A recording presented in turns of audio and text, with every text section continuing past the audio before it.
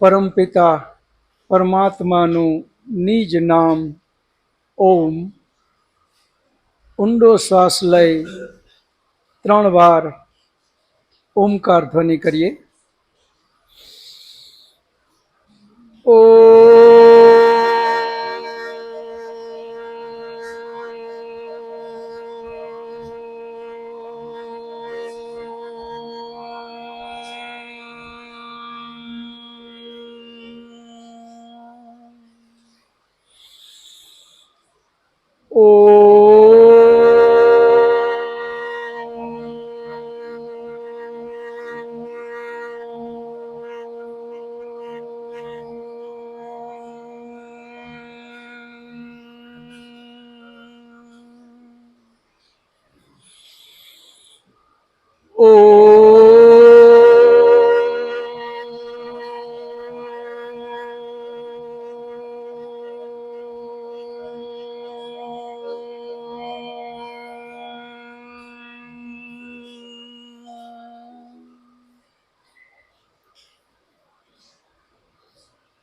ઓમ વિશ્વાનિ દેવ સવિતર્દુરિતાનિ પરાશુવ યત ભદ્રમ તન્ન આશુવ.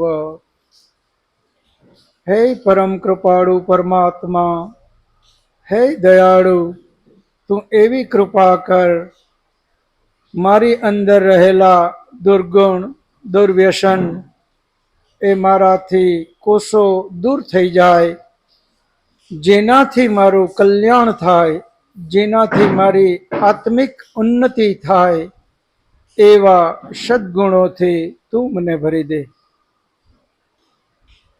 સૃષ્ટિ સંવત 1,96,53,126 વર્ષ, વિક્રમ સંવત 2082, ભાદરવા સુદ એકમ,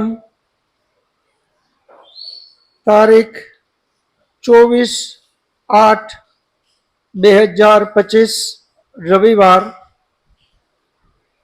વૈદિક મહાસભા દ્વારા વૈદિક ચિંતન કરવાની આ 51મી કક્ષામાં આપ સૌ ધર્મ પ્રેમી, વેદ પ્રેમી, સત્ય પ્રેમી ભાઈઓ તથા બહેનોનું હાર્દિક સ્વાગત છે.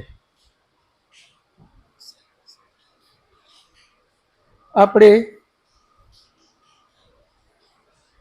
49 કક્ષા આપણી ક્રમશઃ અને 50મી કક્ષા શ્રી કૃષ્ણ કથા, એ રીતે આપણે 50 કક્ષાને પૂર્ણ કરી.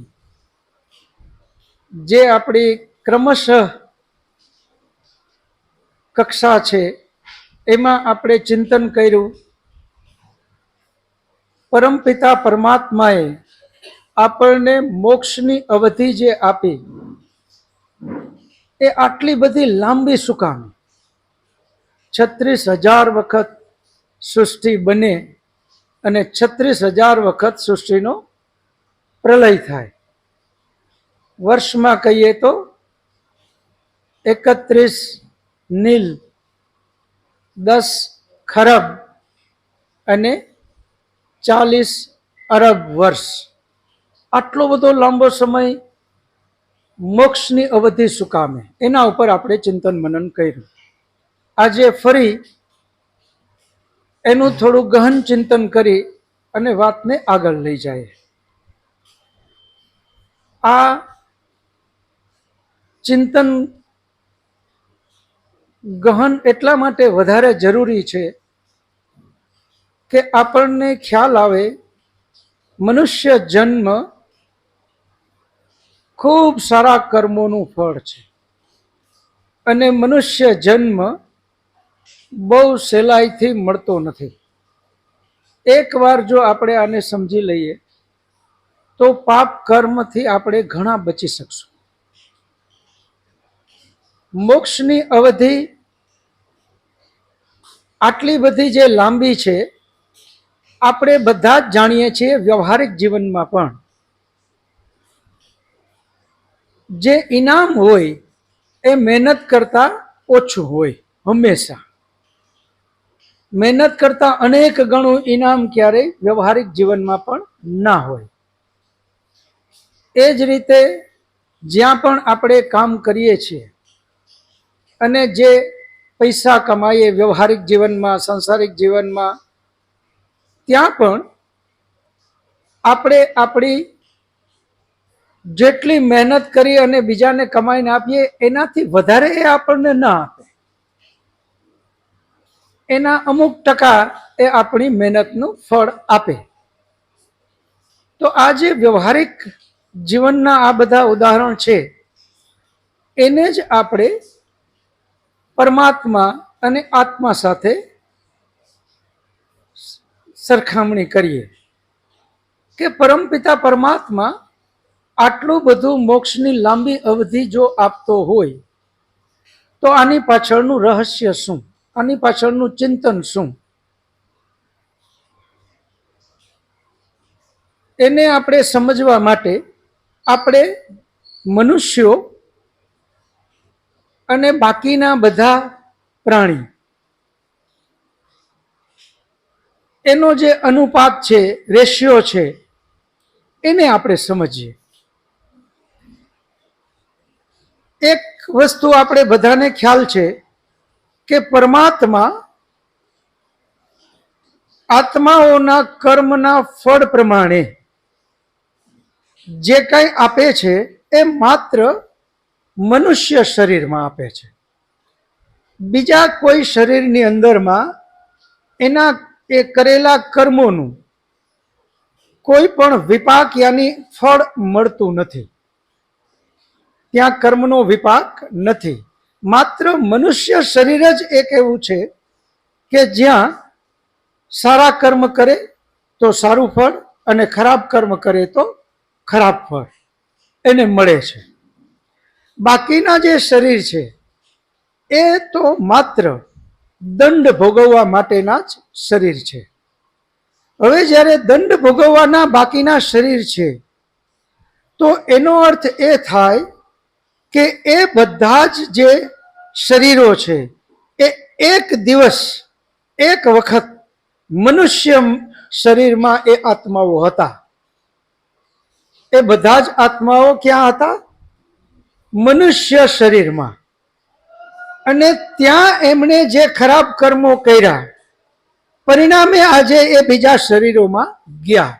આ વેદનો અટલ સિદ્ધાંત છે. આનો સીધો ને સરળ હિસાબ એ છે કે આ જેટલા બાકીના આત્માઓ છે એ બધા જ એક વખત મનુષ્યના શરીરમાં એ આત્મા હતો.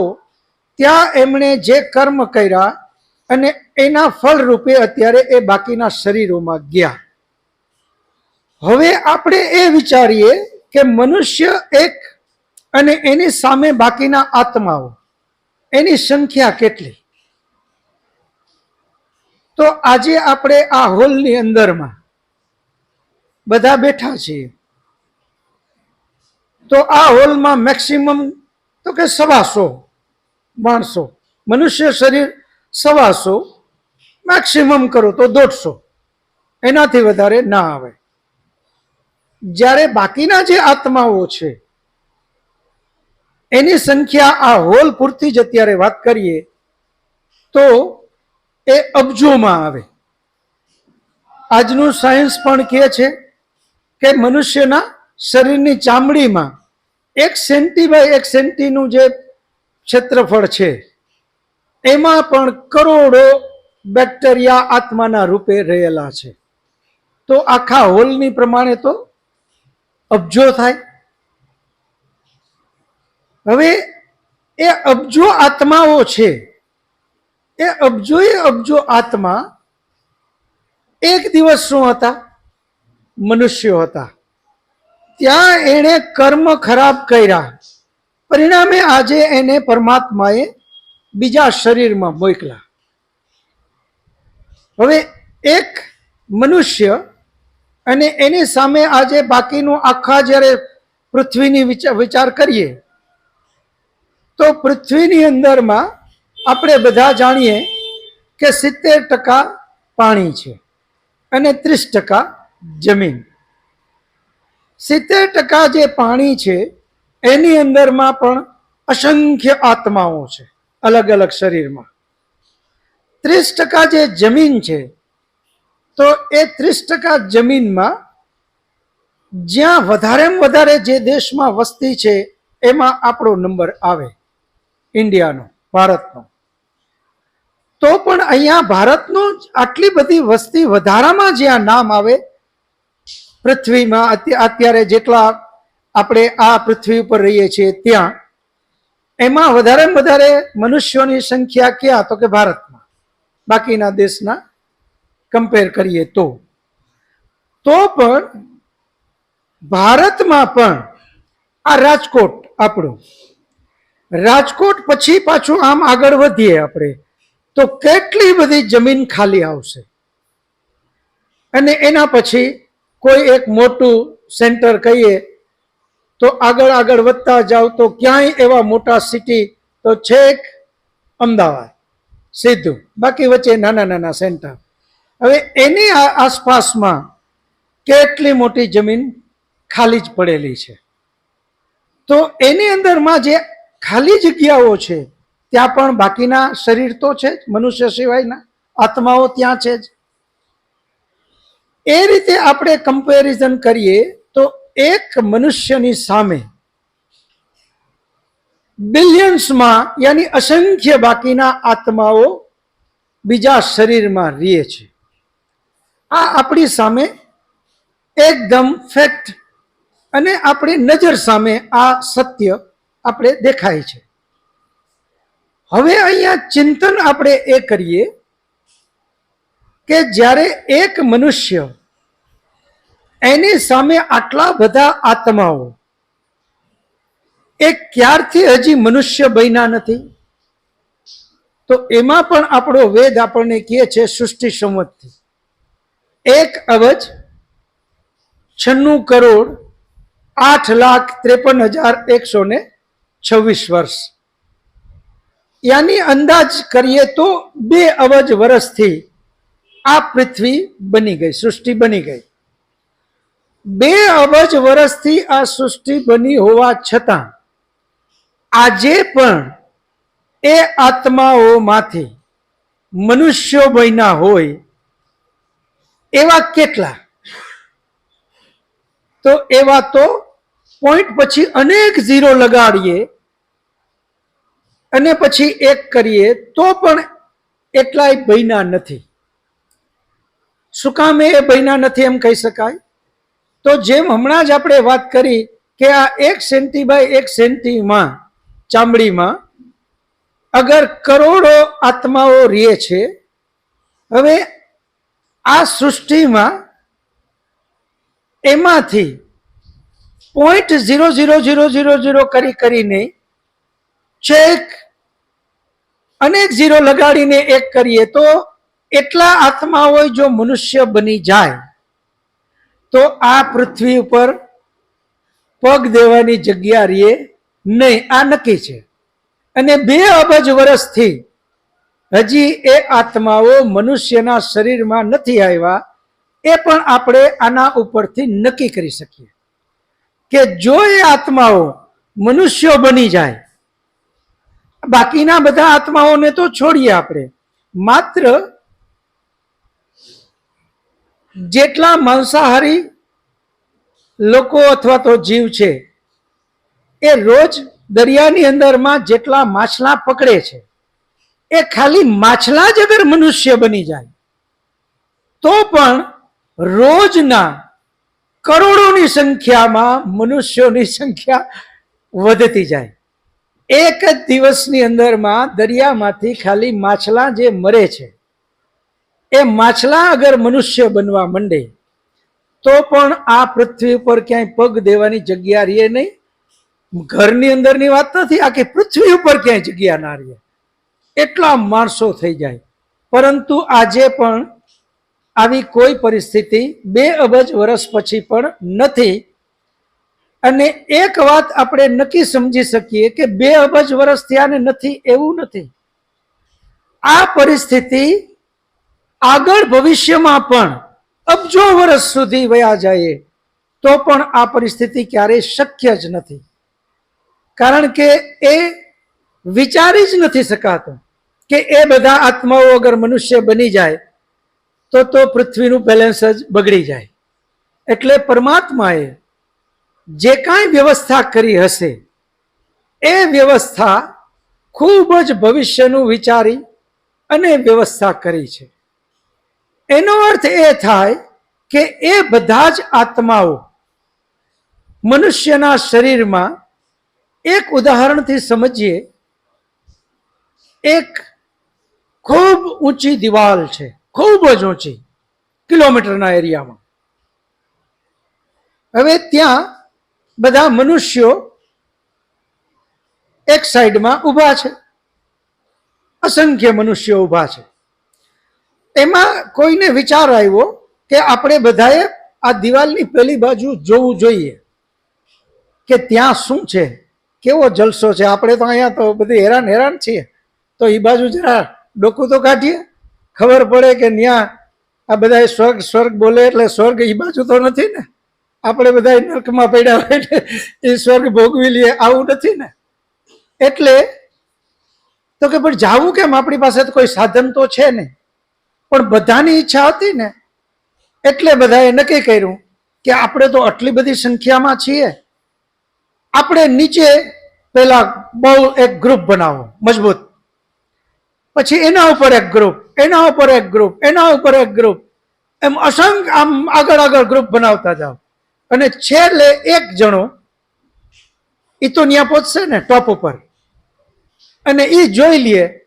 પછી આપણે બધા વારાફરતી આ જ રીતે આ ગ્રુપમાં ટોપ ઉપર ચડતા જાય, અને પછી પાછો એનો વારો આવે એટલે એ સપોર્ટ દે બધાને. એ જોઈ લઈએ એટલે બીજો જોવે, ત્રીજો જોવે, આમ બધાય આપણે જોઈએ. હવે સમજો કે ત્યાં 1 કરોડ લોકો છે, અને એમાંથી જે ટોપ ઉપર ગયો એને જોયું, અરે વાહ કે અહીંયા તો કેવો આનંદ, કે અપ્સરા નૃત્ય કરે છે, એક બાજુ સુગંધ છટાય છે, ખાવાની અલગ અલગ વાનગીઓ પડી, અને કેવા બધા, કોઈ અહીંયા તો બંધન જ નથી. એણે એ 5 મિનિટ જોઈ લીધું. હવે એણે ખભો આપવાનો વારો આવ્યો. એ 5 મિનિટ ખભો જોયા પછી હવે એણે ખભો કેટલી મિનિટ દેવો પડશે? કરોડો માણસો છે, એટલે એ કરોડને આપણે, આ તો 1 જ કરોડ આપણે તો ગણ્યા, પણ અહીંયા તો એકની સામે બિલિયન છે આત્માઓ, તો બિલિયન મિનિટો થાય. 5 મિનિટનો આનંદ જોવા માટે એને બિલિયન્સ ઓફ મિનિટ્સ ખભો આપવો પડે. આ જ વાત આપણને પણ લાગુ પડે છે. આપણે એમ માનીએ છીએ કે મેં તો કાંઈ ખોટું કર્યું નથી, મેં તો જીવનની અંદરમાં સરળતાથી હું જીવું છું. પરંતુ આપણી સરળતાથી જે જીવન છે એની પાછળ અનેક ખભા આપણા સપોર્ટમાં છે, આપણા સહયોગમાં છે, આપણા સહકારમાં છે. એના ખભાના સહકાર વગર આપણું જીવન શક્ય નથી. એક બીજ જમીનમાં આપણે બોયું, ઉગાવ્યું, એ બીજને અંદરથી અંકુર નીકળવા માટે કોહવાવું પડશે. કોહવાયા વગર બીજમાંથી અંકુર નીકળે નહીં. હવે એ કોહવાવા માટે ફરી ત્યાં કલ્પના કરો, બેક્ટેરિયા, ઝીણી જીવાતો, અસંખ્ય જીવાતો એક બીજની પાછળ લાગી અને એને કોહવાવડે. એ જમીનની અંદરમાં અસંખ્ય એવા જીવાતો છે જે એ જમીનને ફળદ્રુપ કરે. એ જમીનની ઉપર એટલા અસંખ્ય જીવ છે જે આપણે પાકના માટે અનુકૂળ છે. આ બધાના સહયોગ વગર આપણે એક દાણો અનાજનો મળતો નથી. એ બધાનો સપોર્ટ, યાની એ બધાનો ખભો આપણા જીવનની પાછળ છે. આપણે જે કાંઈ જીવન જીવીએ છીએ એ ગમે એટલી સાદગીથી જીવતા હોઈએ તો પણ માત્ર દહીંનો જ એક વિચાર કરો. એક દૂધમાંથી દહીં બનાવી અને આપણે ખાઈએ છીએ. એ દહીંના એક ડ્રોપને પેલા મશીનમાં એને શું કહે, માઇક્રોસ્કોપ. એ માઇક્રોસ્કોપમાં સ્લાઇડ ઉપર લઈ અને મૂકી અને જ્યારે એને જોવે તો એમાં કરોડો બેક્ટેરિયા હાલતા ચાલતા હોય છે, દોડાદોડી કરતા હોય છે. એને બધાને આપણે ખાઈએ છીએ. એટલે કહેવાનો અર્થ એ છે કે જ્યાં જ્યાં આપણને મનુષ્ય જન્મ જ્યારે અત્યારે મળ્યો છે તો આ મનુષ્ય જન્મ સહેલાઈથી નથી મળ્યો.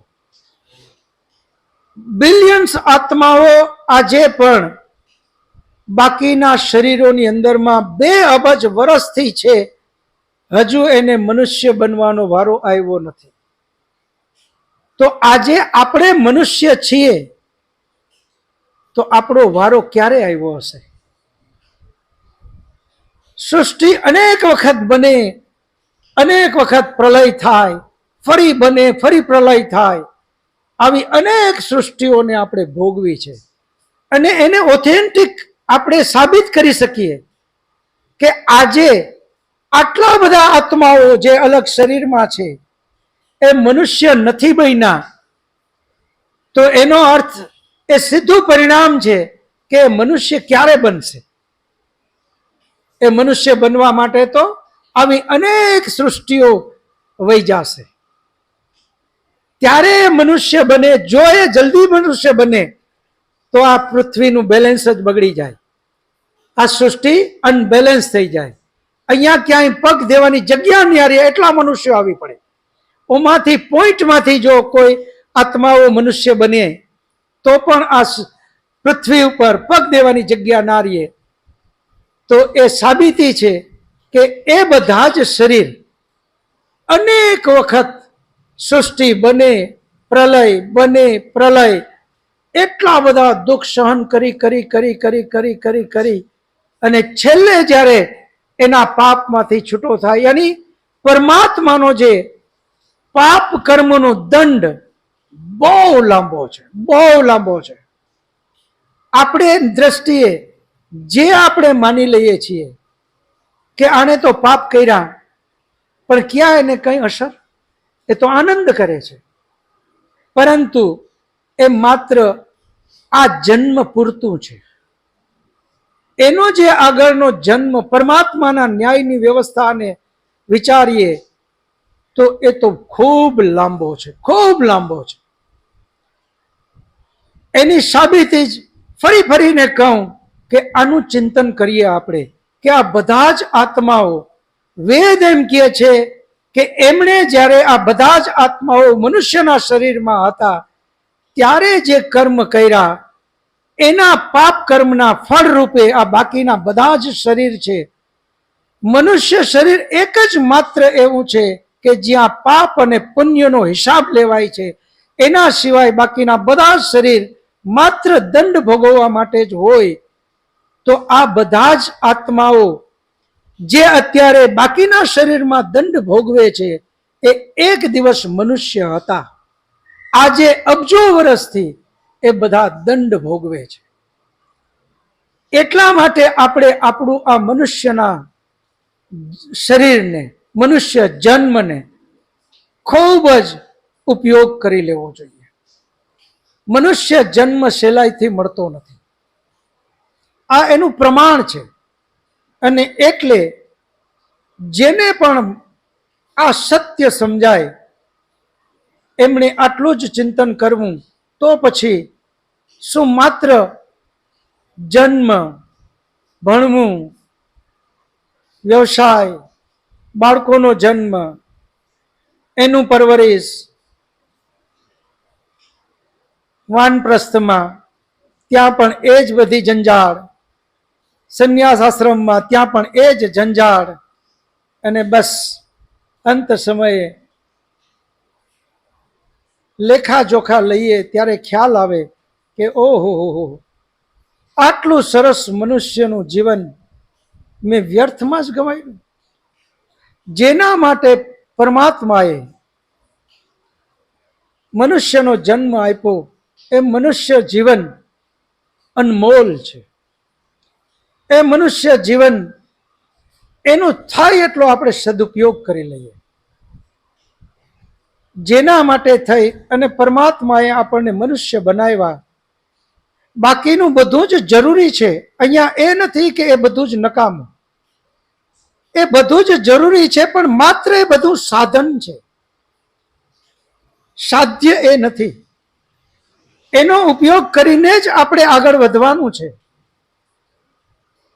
સારું ઘર, સારો પરિવાર, સારી વ્યવસ્થા, ધન દોલત, કીર્તિ, આ બધું જ જરૂરી છે, પરંતુ એ સાધ્ય નથી, એ સાધન છે. મનુષ્ય જન્મનો જે સાધ્ય બતાવ્યું એ છે મોક્ષ. આપણા બધા જ શાસ્ત્રો એક જ વાત કરે કે મનુષ્ય જન્મ એક જ માત્ર એવો જન્મ છે કે જ્યાં એ આત્મા મોક્ષ સુધી પહોંચી શકે. બાકીના બધા જ શરીરો માત્ર દંડ ભોગવવા માટે છે. એટલે આપણે વૈદિક ચિંતન કરતા કરતા આપણા જીવનને ધન્ય કરતા જઈએ, આધ્યાત્મમાં ખૂબ આગળ વધારતા જઈએ. વધારેમાં વધારે પુણ્ય કયા કર્મોથી આપણને મળે એવા કર્મો સતત કરતા રહીએ. પાપ માટે વિચારવાની જરૂર નથી, એ તો જાણતા અજાણતા સતત ચાલુ જ રહે છે. ચિંતન માત્ર પુણ્ય કર્મનું કરવાનું છે. પુણ્ય કર્મને એટલું વધારતા જઈએ, એટલું વધારતા જઈએ કે આપણે આપણા સામે એક ધ્યેય નક્કી રાખીએ કે મારે મનુષ્ય શરીરમાં મોક્ષની પ્રાપ્તિ કરી લેવી છે. મનુષ્ય શરીરની અંદરમાં મોક્ષ સુધી પહોંચવું છે. આપણે બધાની યાત્રા એ પછી વ્યક્તિગત યાત્રા હોય, સાંસારિક યાત્રા હોય, સામાજિક યાત્રા હોય કે આધ્યાત્મિક યાત્રા, આપણી યાત્રામાં આપણે બધા અલગ અલગ સ્ટેજમાંથી પસાર થઈએ છીએ. અમુકની યાત્રા એવી હોય છે કે જેમની યાત્રાનું કંઈ નક્કી જ નથી. એના જીવનમાં એમણે કાંઈ નક્કી જ નથી કર્યું. જે બાજુથી પવન આવે એ બાજુ તિનકું ઉડે, એ રીતે એનું જીવનની અંદરમાં કોઈ ધ્યેય નહીં. જે બાજુથી વાત આવી એ બાજુ મંડે દોડવા. એક તો આ પ્રકારના યાત્રાળુ છે. બીજા સાંભળીને એમને ખબર પડી, સાંભળ્યું કે વાતો જલસો છે, બસ યાત્રા શરૂ કરી દીધી. એ જલસા સુધી પહોંચવું છે અને એ યાત્રા ચાલુ. ત્રીજા એમણે જોયું, અરે વાહ, આણે આમ કર્યું, આનાથી આને આટલો ફાયદો થઈ ગયો. એણે એ યાત્રા ચાલુ કરી દીધી. આપણે પણ આમાં આગળ વધો. ચોથા, યાત્રા તો કરવી છે, પરંતુ સાધન નક્કી છે. આ ગાડીમાં જ જવું છે. જો આ ગાડીને આવી વ્યવસ્થા મળે તો જવું છે, નહીતર જવું નથી. એનું લક્ષ્ય હારે કાંઈ લેવા દેવા નથી, સાધન હારે મતલબ છે. સાધન આવું મળે સારું તો યાત્રા કરો ને, આમાં શું વાંધો છે? એને સાધન સાથે સાધ્ય સાથે કોઈ મતલબ નથી. એનાથી આગળ એક એવા માણસો છે કે જેને આર્થિક ઘણું બધું મેળવવું છે. એ આર્થિક મેળવવા માટે જ્યાં જે સાધન મળ્યું એનો એને ઉપયોગ કરી લેવો છે. એના જીવનની અંદરમાં માત્ર આર્થિક છે. આપણે બધા જ જાણીએ છીએ કે જ્યાં આધ્યાત્મિક સંગઠન છે ત્યાં પણ એટલા માટે અમુક લોકો જાય છે કે ત્યાં યાર એવા એવા માણસો આપણે મળી જાય કે આપણો ધંધામાં એવી ઓળખાણો થઈ જાય, આપણું કામ આગળ મંડે વધવા. એ મંદિરે અથવા તો એવી જગ્યાએ જાય છે તો માત્ર એનું સાધન છે આર્થિક. એને ત્યાં આધ્યાત્મ સાથે કાંઈ લેવા દેવા નથી. એવો ધ્યેય લઈને એ જાય છે. અમુક લોકો એવા છે કે એની પાસે આ બધુંય છે, તો હવે એને કોક ઓળખે,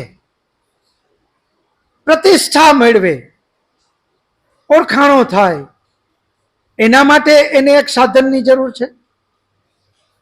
એવા જે માણસો છે એ આવી જ્યાં મોટું સંગઠન ભેગું થતું હોય, ગ્રુપ ભેગું થતું હોય, એવી જગ્યા ગોતે કે યાર ત્યાં જાય અને આપણે તો આર્થિક સુખી સંપન્ન બધું જ એ દાન પુન કરે. ત્યાં જે એને દાન પોતાના પોતે પણ જાણે છે કે હું આ શું કરું છું, પણ દાન શબ્દ વાપરે.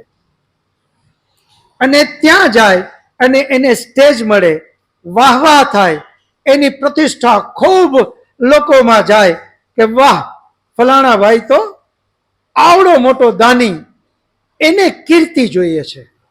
એનો ધ્યેય માત્ર કીર્તિ છે અને કીર્તિ માટે થઈ અને એ ત્યાં જાય છે અને આ બધું કરે છે. હવે આ બધાની અંદરમાં આપણે બધા ચિંતન કરવા વાળા, વૈદિક ચિંતન કરવા વાળા, કે આપણા મનુષ્યનો જન્મનો ધ્યેય આપણો શું હોવો જોઈએ અને આપણે શું કરવું જોઈએ, એ ચિંતન જો કરીએ તો આ બધી જ જેટલી જગ્યાએ એ પણ જાય, આપણે પણ જાય, માત્ર ધ્યેય બદલે અને પરમાત્મા આપણું કલ્યાણ કરી દે. કરવાનું એ જ છે. કર્મમાં કોઈ ભેદ નથી. માત્ર ધ્યેય બદલી જાય. મને પ્રતિષ્ઠાને હારે કાંઈ લેવા દેવા નથી. પ્રતિષ્ઠા મને નથી જોતી. આપોઆપ એની પાછળ આવે અને એને મળે, આ ઈશ્વરની વ્યવસ્થા છે. પરંતુ અંદરથી અપેક્ષા ન કરે કે મને પ્રતિષ્ઠા જોઈએ. એકદમ નિખાલસ ભાવથી પોતાનો ધ્યેય, જે આપણે પૂર્વે વાત કરી કર્મના ભેદમાં, એક નિષ્કામ કર્મ, એ નિષ્કામ કર્મ છે. માત્ર ધ્યેય શું? તો કે પરમપિતા પરમાત્માની પ્રાપ્તિ. એ પરમાત્માની પ્રાપ્તિ, મોક્ષની પ્રાપ્તિ, એના માટે જે જે એ કર્મ કરે અને એ કર્મ માત્ર મનુષ્ય શરીરમાં જ કરી શકે છે. આજનું આ લેશન આપણા માટે આ ખૂબ ચિંતન કરીએ કે પરમાત્માની અસીમ કૃપા આપણા ઉપર કે આપણને મનુષ્ય બનાવ્યા. એનાથી પણ વધારે અસીમ કૃપા, ખૂબ સારું ઘર આપ્યું. એનાથી પણ વધારે અસીમ કૃપા કે ખૂબ આર્થિક સુખ સુવિધાઓ આપી, ખૂબ સારો પરિવાર આપ્યો.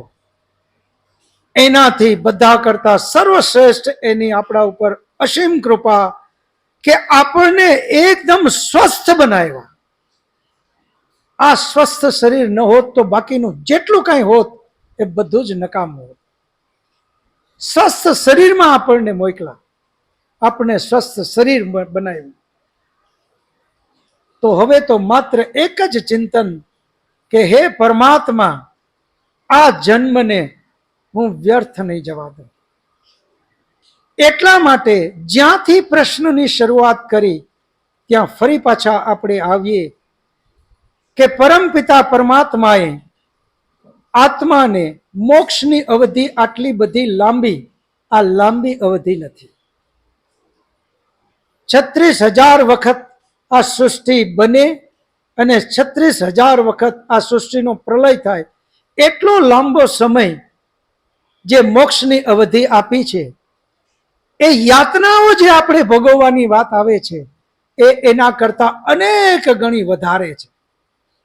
એ આપણે આપણા આ સત્યથી તટસ્થપણે વિચારી શકીએ કે હા, એ આત્માઓ આ સૃષ્ટિ ઉપર તો ક્યારે આવશે મનુષ્યના શરીરમાં?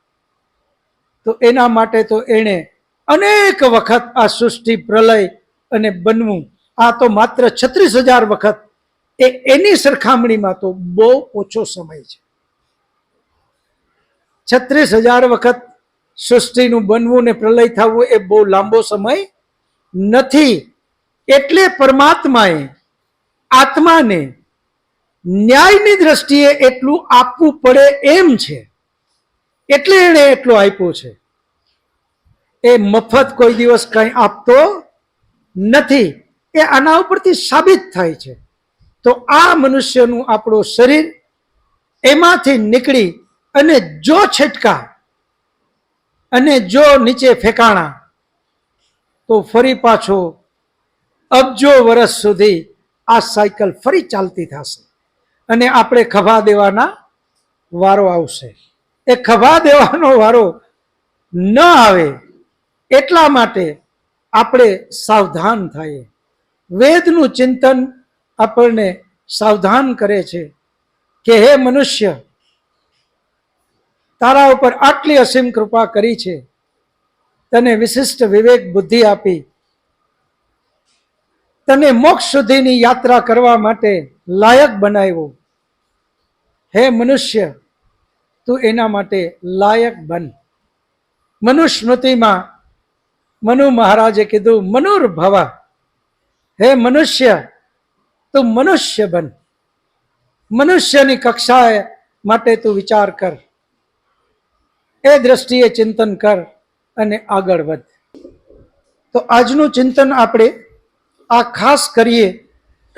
ઘરે જઈને આજે સાંજે સૂતી વખતે આટલું તો ખાસ વિચારીએ કે હે પરમાત્મા, તારી અસીમ કૃપા, તે અમને મનુષ્ય બનાવ્યા, તે અમને સારું ઘર આપ્યું, સારી વ્યવસ્થા આપી, સારા માતા પિતા આપ્યા, સારું કુટુંબ આપ્યું, સારી બુદ્ધિ આપી, સારું શરીર આપ્યું.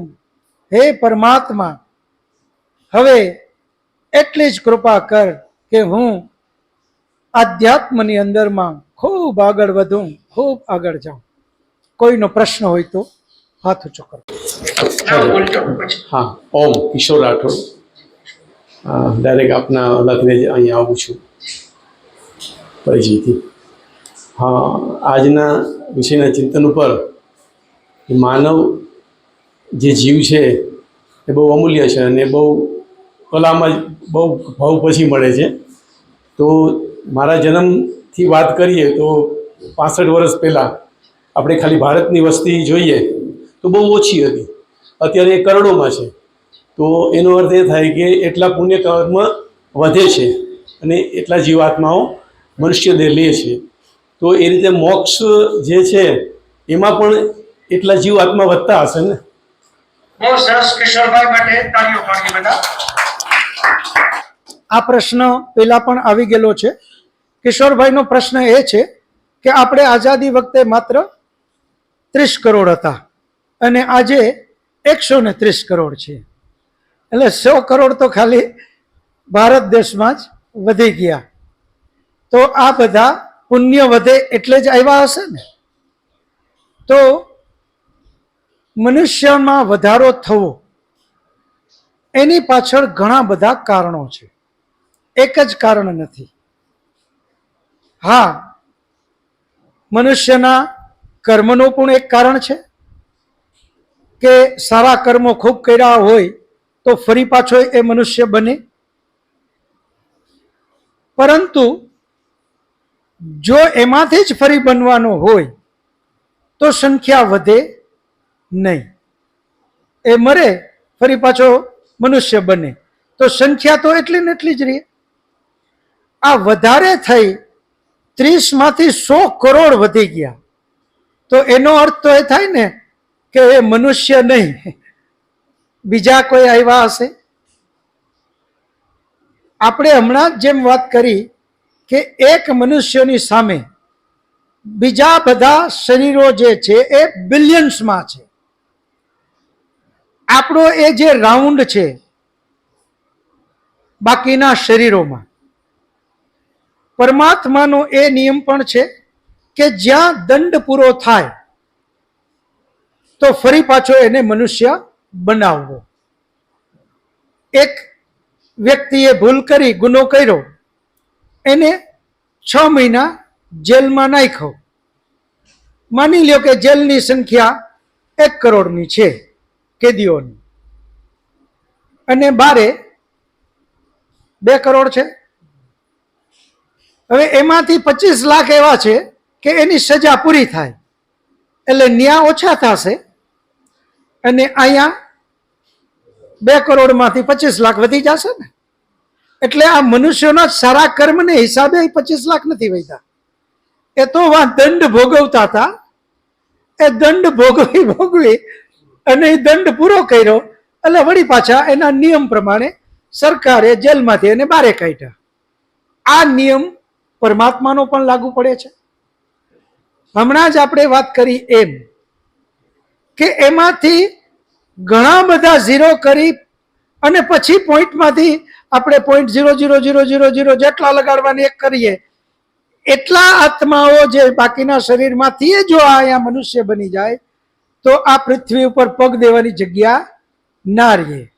આપણે અત્યારે એમ કહીએ કે 100 કરોડ કેટલા વર્ષમાં વધ્યા? બીજા બધા જ જીવોને મૂકી દો એક બાજુ, માત્ર નોનવેજ મનુષ્યો જ ખાય છે. મનુષ્યો જ ન ખાવું જોઈએ પરંતુ ખાય છે. બીજા બધા નોનવેજ ખાવાવાળા પ્રાણીઓ પરમાત્માએ બનાવ્યા, એને ન ગણીએ. માત્ર મનુષ્યને જ આ પૃથ્વી ઉપર છે માંસાહાર ખાય છે. માંસાહારી શબ્દ અહીંયા ખોટો લાગુ પડે. માંસાહારી મનુષ્ય છે જ નહીં. પરમાત્માએ મનુષ્યને શાકાહારી જ બનાવ્યો છે, પરંતુ છતાં એ ખાય છે. એને આપણે ખાવાની વાળા એ સંખ્યા ને એ કેટલા બધા બાકીના જીવોને શરીરને મારીને ખાય છે, એ સંખ્યા કેટલી? તો એ એક દિવસની આ કરોડોથી વધી જાય. તો એમાંથી માત્ર થોડા ગણાય આમાં આવે તો પણ આ સંખ્યા વધી શકે. મનુષ્યોની સંખ્યામાં કોઈ વધારો એટલો નથી કે આપણે ઓલા લોકોની કમ્પેરિઝન કરીએ. માત્ર મનુષ્યનો આપણે વિચારીએ છીએ, એટલા માટે આ વિચાર આવે કે આ વૈધા ક્યાંથી? આપણા પૃથ્વી ઉપરથી પેલા જેટલા ચકલા હતા આજે નથી, કાગડા હતા આજે નથી, ડાયનોસોર હતા આજે સાવ ખતમ થઈ ગયા. આવા અસંખ્ય જીવો છે, શરીરો છે જે આજે લુપ્ત થઈ ગયા. તો એ બધા ક્યાં ગયા? એ કાં તો બીજા શરીરમાં ગયા, બને એના વારા પૂરા થયા હોય તો મનુષ્યમાં આવે. હા, એવું પણ બને કે જેને મોક્ષ મળેલો છે ત્યાં પણ પરમાત્માએ એક ફિક્સ અવધિ આપી છે કે ભાઈ આટલા વર્ષ જ મોક્ષ. જેમ દંડમાં પણ ફિક્સ છે તો એમ મોક્ષમાં ઇનામમાં પણ ફિક્સ છે. તો ત્યાંથી પણ એનો સમય પૂરો થાય એટલે ફરી પાછા પરમાત્મા એને કહે હવે જા મનુષ્ય બન. તો આમ અનેક કારણો છે. હા, જો પુણ્ય વધે તો બહુ સારી વાત છે, એનું ચિંતન કરવા આપણે બધા ભેગા થઈએ છીએ. પરમાત્માને પ્રાર્થના અને માંગણી પણ આપણે આ જ કરીએ કે આપણું પુણ્ય ખૂબ વધે મનુષ્યોનું, અને ફરી પાછા મનુષ્યો મનુષ્ય જ બનતા જાય. પેલી ચિંતા કરવાની જરૂર નથી, કારણ કે એ તો અવધિ એની બહુ લાંબી છે. એવી ચિંતા ક્યારેય કરવાની આપણે જરૂર નહીં પડે કે ભાઈ આ મનુષ્ય બધા મનુષ્ય જ બનતા જાય તો ઓલા બધા આવશે તો થશે શું? કારણ કે એનો દંડ તો ખૂબ લાંબો છે. એ આપણે સાબિત અત્યારે આપણે કરી શકીએ છીએ. એટલે એવું કંઈ વિચારવાની જરૂર નથી.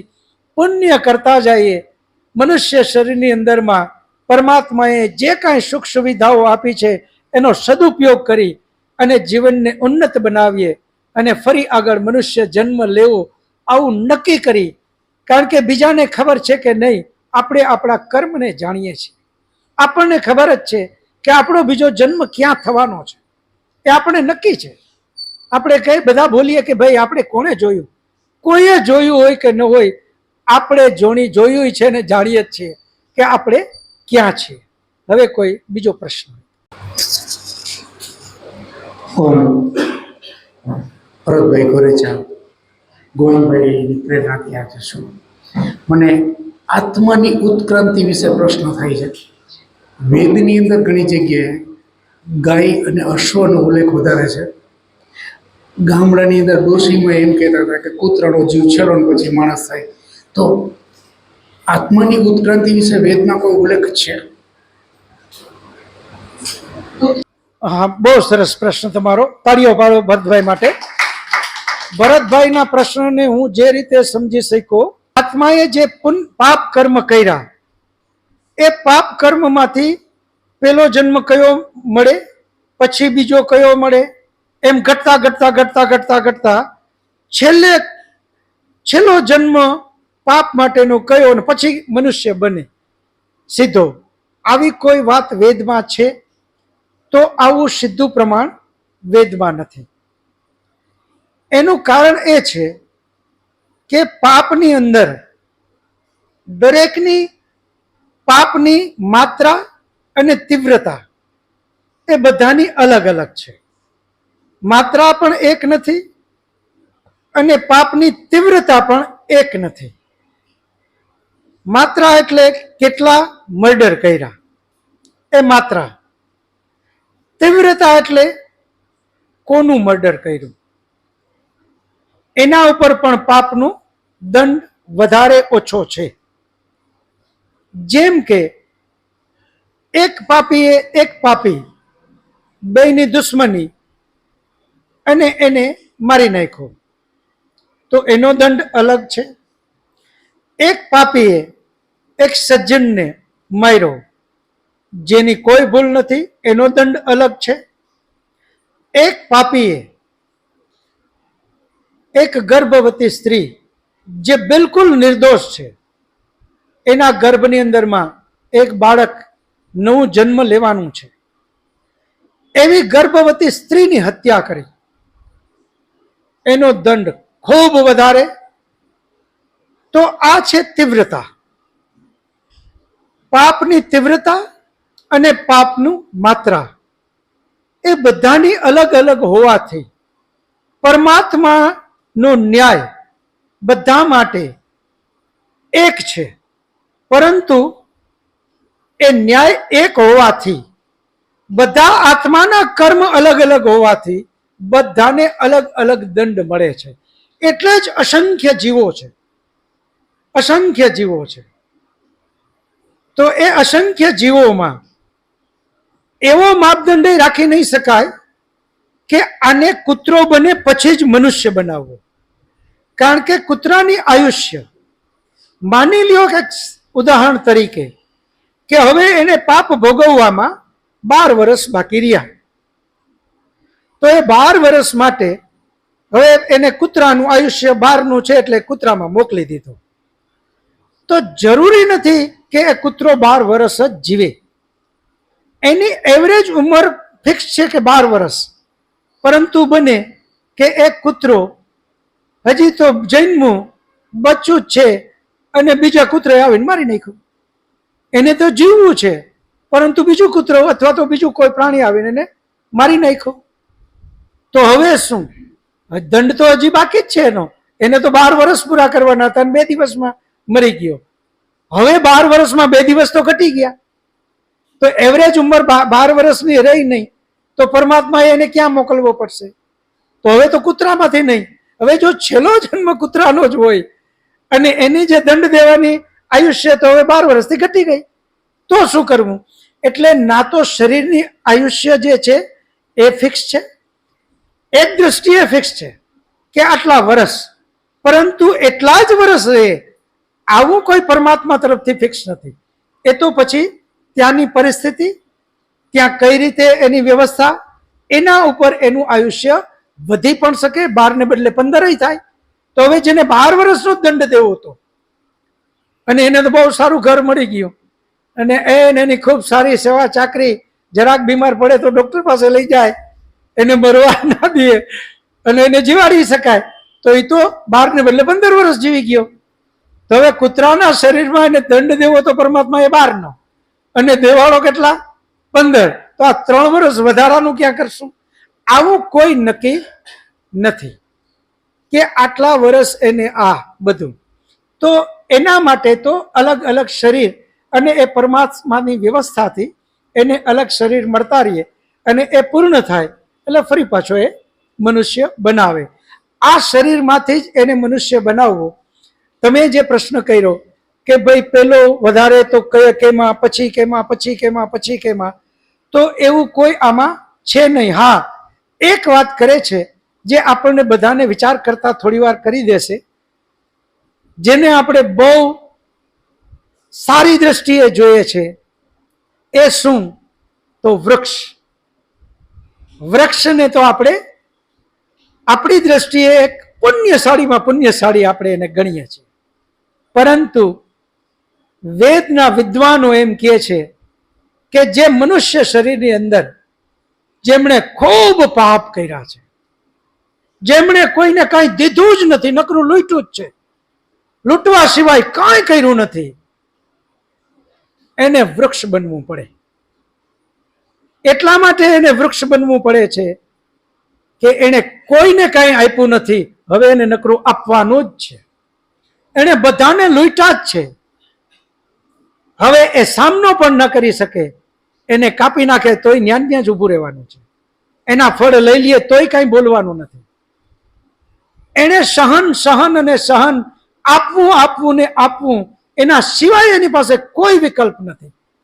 એ માત્ર આત્મા છે, વૃક્ષનો આત્મા, જે પૂર્વે મનુષ્ય શરીરમાં એણે ખૂબ પાપ કર્યા અને પરિણામે એને વૃક્ષ બની અને એ પાપમાંથી પણ છુટકારો ત્યાં મેળવવાનો છે. આવું એમાં લખેલું છે. પરંતુ બાકી કોઈ ઉત્ક્રાંતિ આવી વાત મારા ધ્યાનમાં નથી. કોઈ હશે તો ભવિષ્યમાં આવશે તો હું ચોક્કસ કહીશ, પણ અત્યારે તો એવી કોઈ વાત નથી. તો હવે ખાલી થોડી મિનિટો બાકી છે.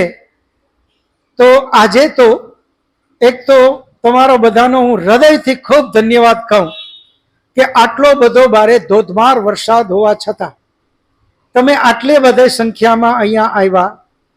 આ સૂચક છે કે તમને કેટલું બધું સત્ય જ્ઞાન, વેદ જ્ઞાન પ્રત્યે કેટલો લગાવ છે અને એ લગાવને હિસાબે આજે મેં તમને બધાને જોઈને જ જે આપણે આગળ ચિંતન કરી ગયા કે મનુષ્ય જન્મ અને મોક્ષની અવધિ શું કામે, એ આજે ફરી પાછું કહેવાનું મારી ઈચ્છા થઈ.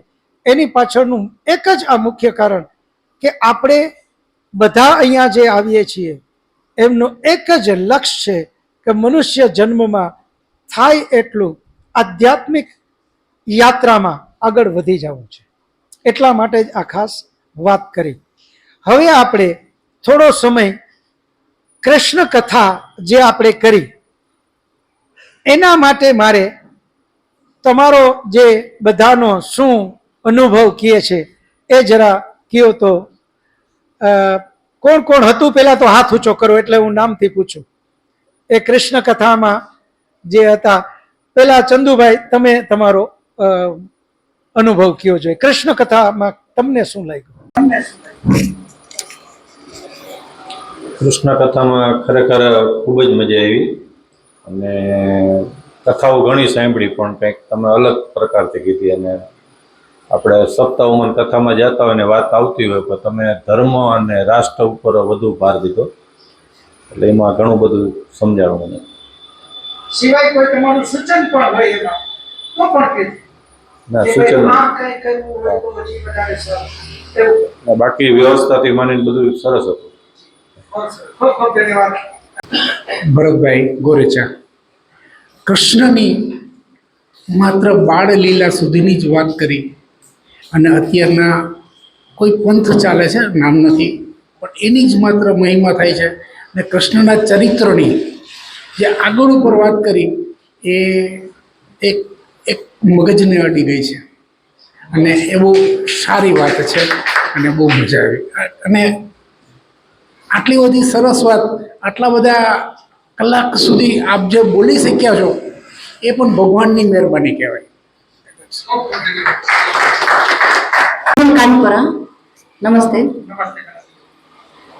કૃષ્ણ કથામાં બધા જાણીએ છીએ કે જે કંઈ આપણે વાતચીત થઈ, મહાભારત વિશે થઈ, કૃષ્ણ વિશે થઈ, બધા બધું જાણે છે, છતાં પણ એમાંથી જે દિશા સૂચન મળ્યું કે કયા સમયે શું કરવું જોઈએ, અને જાણવા છતાંય એમાંથી એક નવું વસ્તુ આપણે ગોતી કાઢીને આગળ જે વધવાનો પ્રયાસ કરીએ છીએ કે ભાઈ ના, આ વસ્તુ ખરેખર આમાંથી મેળવવી જોઈએ. કૃષ્ણ કથા છે એ આખો પાઠ દરેક મનુષ્યએ અલગ રીતે જ નક્કી કરેલો છે, પણ ખરેખર એવું નથી.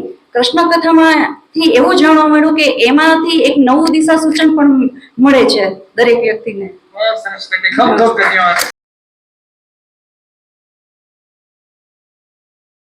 નમસ્કાર, ઓમ નમસ્તે. કૃષ્ણ કથાના રિપોર્ટ ખૂબ સારા આવ્યા. તો ભવિષ્યમાં આપણા મુખ્યથી જ કોઈ સનાતન કથા, રામકથા, શિવકથા, જળ કથા આવું કંઈક આયોજન થઈ શકે તો વધારે સનાતન બેઠો થશે મારી દ્રષ્ટિએ. અરવિંદભાઈ અપલિયા.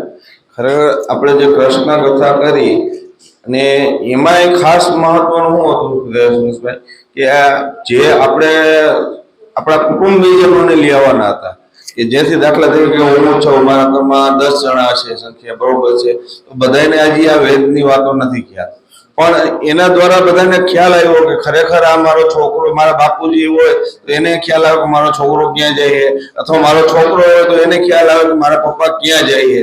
એટલે ખરેખર આ અત્યાર સુધી એવું હોય કે બધા સપ્તાહ ઓલું સાંભળ્યું, પણ ખરેખર આ વેદ કથા સાંભળ્યા પછી બધાને પણ એવું લાગ્યું કે ખરેખર આ કરવું જ જોઈએ અને આ આપણા માટે સારું હોવું. મારું નામ આરતી દોશી. કૃષ્ણ કથામાં આવી મજા ખૂબ. એક વાત હતી ખંડિત મૂર્તિની, એ બહુ અસરકારક હતી. મને કોઈ એમ કહેતું કે ખંડિત મૂર્તિ ન રખાય, તો હવે હું એને સમજાવી શકું છું કે એવું કશું છે જ નહીં. ખંડિત મૂર્તિ ન રાખો તો આવું થાય, આવું થાય, એવા વેમમાં રહેવું નહીં, અને મનથી ધ્યાનથી મૂર્તિની પૂજા કરી શકાય છે. એટલે હા, એટલે એ બધું ઘણું બધું જાણવા મળ્યું કૃષ્ણ કથા. તો આ રીતે આપણે ભવિષ્યમાં પણ ખૂબ વધારે આવા કંઈ ને કંઈ આયોજન હવે કરશું. આજે તો વરસાદ છતાં પણ તમે આટલા બધા આવ્યા, એ મને ખૂબ આનંદ. ફરી પાછો તમને એક વખત હૃદયથી ખૂબ ખૂબ ધન્યવાદ. સમય પૂર્ણ થાય છે. આજે ખૂબ અગત્યની જાહેરાતો પણ છે, એ પણ આપણે શાંતિપાઠ પછી કરશું. બધા શાંતિપાઠ કરીએ. ઓમ દ્યો શાંતિરંતરિક્ષમ શાંતિ પૃથ્વી શાંતિરાપઃ શાંતિરૌષધયઃ શાંતિ વનસ્પતયઃ શાંતિર્વિશ્વે દેવા શાંતિર્બ્રહ્મ શાંતિ સર્વં શાંતિ શાંતિરેવ શાંતિ સમા શાંતિરેધિ. ઓમ શાંતિ શાંતિ શાંતિ. सर्वेभ्यो नमः. सबको सादर नमस्ते जी. બધા એકબીજાને બે હાથ જોડી નમસ્તે કરી લેશું. નમસ્તે નમસ્તે નમસ્તે.